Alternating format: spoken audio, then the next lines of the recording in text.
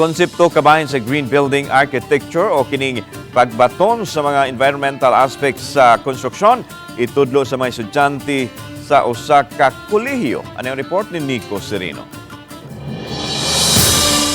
Sustainable Development kini ang sentro sa programa nga gihimo sa Mandaue City Hall. Gi-highlight ang pagtuman sa Mandaue sa mga konsepto sa Green Building Code o buot pasabot, isukip ang konsepto sa environmental protection o pag-conserve sa mga resources.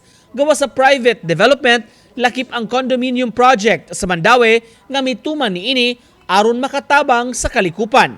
Atul sa programa, gitunol sab sa Philippine Green Building Council ang guidelines kabahin sa mga proyekto nga gisugyot nga ipatuman sa uban nga local governments. We are empowering the next generation to lead Mandaue and the country into a future where development and sustainability go hand in hand.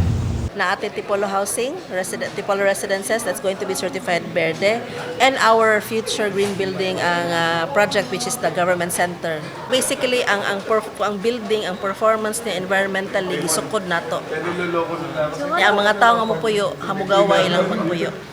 Ang eskwelahang partner sa programa mipahibaw usab nga i-appeal sa ilang engineering ug architecture course ang konsepto kabahin sa Green Initiative kay aron makakaton ang umaabot nga mga professionals. And we hope that with this endeavor, we will have future engineers and architects conscious of the green building technology principles and practices. If you're talking about future engineers, architects, building professionals, they need to have that education, that knowledge, because it's so important that the buildings we create in the future, it's not anymore an option to say, can it be green? It has to be green. The question is, how green can we make our buildings? Uban ni Marlon Melgazon, Nico Sereno, Balitang Bisdak.